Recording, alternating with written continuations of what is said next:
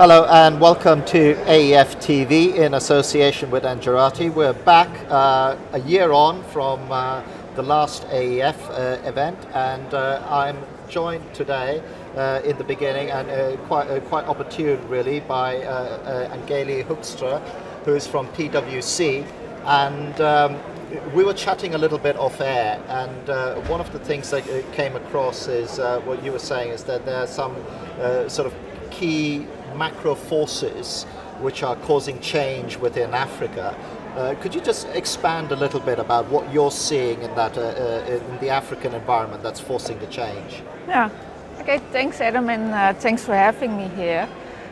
There's a couple of things that are, some are similar as from global trends, but other ones are quite different, like in the African environment.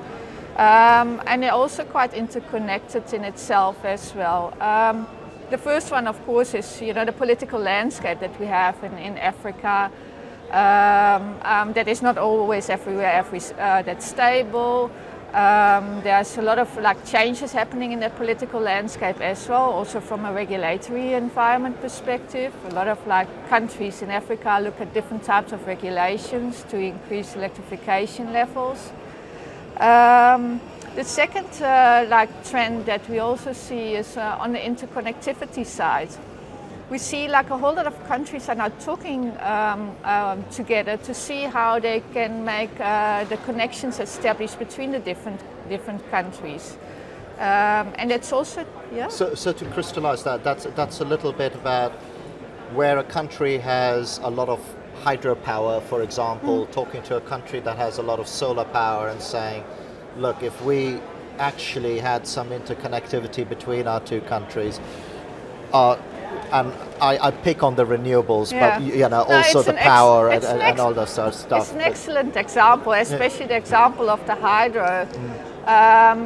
We have great hydro capacity in the Cahora-Bassa region, on the Congo River. If we can utilize that capacity, for the whole region, for example, in the Southern Africa power pool, that would make a huge difference, and that can change the whole energy mix as well in the whole region. It can make it cleaner, it can make it cheaper, but of course those interconnections, some of them have been talked about for years on end already, and also the hydro capacity has been talked already for years about. But I see some real changes happening now as well, especially on the Congo side. There's a treaty now between the DRC and South Africa for an offtake agreement and also investment to exploit that capacity.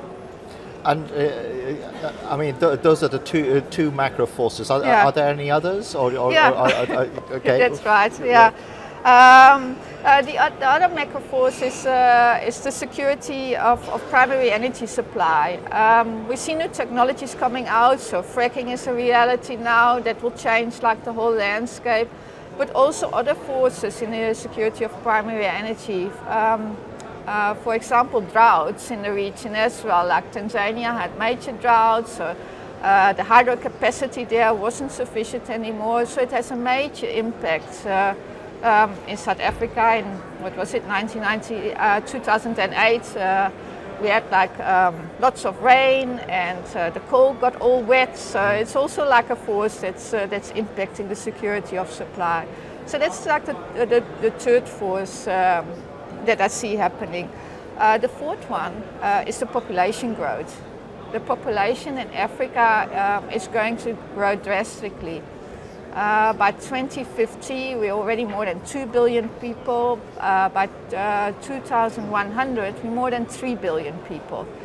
And that has a main impact as well around the development of megacities.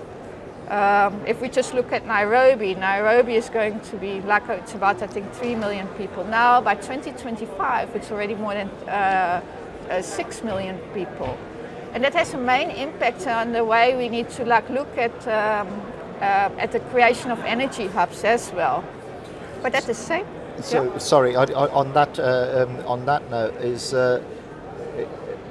because I read somewhere, and I think that there's a link to what you're saying, that in Africa in a way, because some of it is greenfield almost when it comes to energy, there is also an opportunity to start doing energy differently, if that makes any sense as a sentence, and especially in the cities where we can get sort of more community generation projects and things like that integrated right from the get-go, whereas in developed countries, if you suddenly, and we're seeing this in Germany, for example, you know, the feed-in tariffs and the subsidies for solar, lovely, but it's created a huge problem in terms of overcapacity, and because it's a very market-driven thing, the market suddenly isn't working and so on.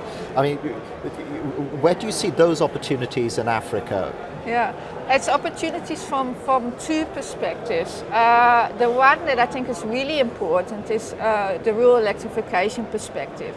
Because these megacities, they will have their own problems. If you can create electricity in the rural areas, then you might have the people stay in the rural areas as well and not all go to the cities, where it will be difficult from an agricultural perspective, etc. So rural electrification is very important. And there, like renewable type of energy solutions play a major role in Africa, because the distances in Africa are just too fast, you know, to create a traditional power grid like you have in Europe, where building pylons all the way through the Serengeti, for example. That's not going to happen. Yeah, so their rural electrification is very important, and technologies for rural electrification are becoming more and more available as well. There are great examples around how biomass can be utilized as well. In Namibia, they have a project running where they put like invader plants into a biomass type of generation capacity, which is good, you know, from different types of perspective. But also in the cities itself, like solutions like waste to energy. You know, are things that need to be looked at as well to create sustainable type of energy solutions. That was another thing where I did a recent sort of piece on Helsinki. Now it's a completely different landscape, but when I was talking to the gentleman about their central heating system, for example, and he was saying, well, there's no reason why in the hotter climates you can't have a central cooling system, which does it. And I just found that whole infrastructure that they have in Helsinki absolutely amazing. That you know, you don't have your own radiators. It comes from the city, and it was this amazing story where they've actively tried to get data centers into Helsinki because of the heat they generate, which then gets put into the whole heat network. Are there sort of any stories like that you can see happening in Africa or being talked about, maybe if it's not a reality? Well, the one that I talked about was the biomass one that I see. The other ones that are a flow of river type of solutions, where they can create in small communities as well, that they can set up small grids as well for that.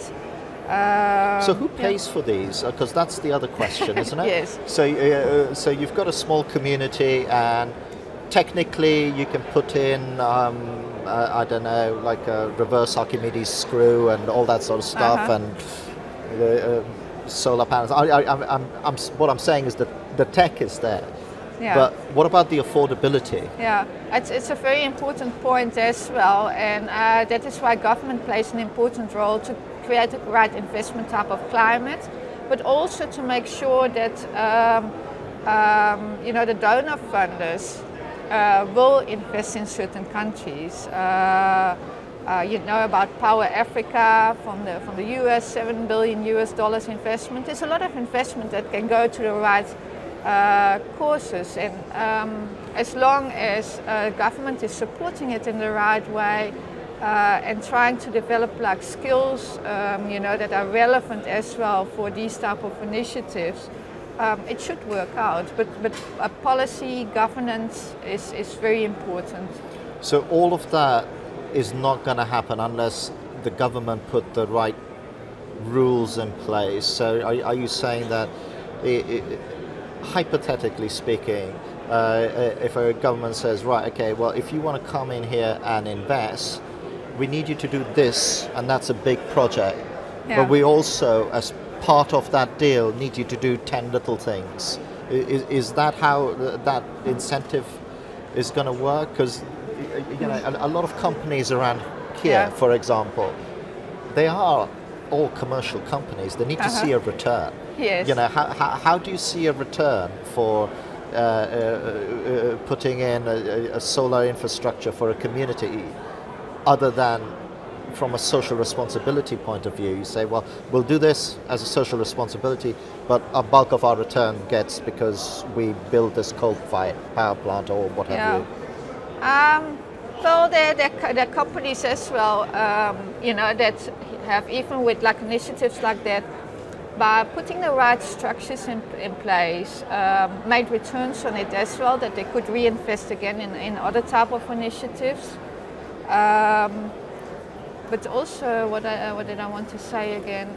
From a government perspective, as long as they make sure that there is a localization component as well, you know, to build like the local skills, the local economy, and like the companies that invest in that, you know, like have the right return in the end out of it too, it should work out. Because you're empowering and enabling people to. I remember last year I did an interview with a lady who runs an art gallery, and she's saying that, look, when you say electrification in Africa, it means very different things. It's not like they want a washing machine, they just want the light on for another 2 hours so that they can do something a bit longer. So you've kind of talked about 4 mega forces. Are there any others? Because we're coming to the end of our time. I want to make sure that you know, you get your point across that we were talking about, because it's quite fascinating how these big drivers are pushing things. The one that we like briefly or that we actually also discussed already is like new technologies that make new things possible as well. So that's also a mega force that I see. And the other one is, you know, how can you improve the reliability and availability of the generation capacity and transmission capacity? And from that perspective, there's also like a lot of things that are happening. There is new best practice, like from a process perspective, organization design perspective, that's being developed, like called PAS 55. It's like a British standard, which is now also becoming an ISO standard. If companies start adopting those standards better, they can bring a lot of capacity that they have installed already back online. If we just look at Zimbabwe, for example, there is about 2,200 megawatts or 2,400 megawatts of installed capacity, but only half of that capacity is being utilized. If we can bring that other capacity back online, that prevents already building another power station. Well, that was a great point that was made on Angeli. We do a number of webinars, and we had one that discussed exactly that. That way, if you can put a smarter network, and that's just one example, more of it is working more of the time than because otherwise and it's very simple, you don't know where the outage is and people are driving around and around and around rather than go here. You know, it's a very, very simple thing to that. So we're coming to the end of our time, and out of those mega trends that you pulled out, which one do you think is the most exciting? Which one do you think is the one where, because some of them you said we've been talking about for a long time, where do you see the most pace? The most pace at the moment I see in what's happening from a government policy perspective. So around regulations that are being formed, like in different type of countries in Africa specifically. We see it in Nigeria, where they unbundled everything, they sold off assets. they made a major leap into the future. You know, and it's happening now in a lot of countries around Africa, and that I see having a major impact, you know, in the future as well. President Zuma from South Africa announced as well again yesterday about an independent system and market operator in his State of the Nation speech, which was withdrawn previously. Well, if that is coming in place, then things will change. Yeah. And those are all good signs. And on that note, we'll leave it. Thank you very much for joining us, and thank you as well for watching. This has been the first interview at AEF, and I think I hope you'll agree. I think it's a great one because it sets out the stall for some of the sort of mega forces, which I'll then try and explore elsewhere. Thank you for watching. Thanks, Adam.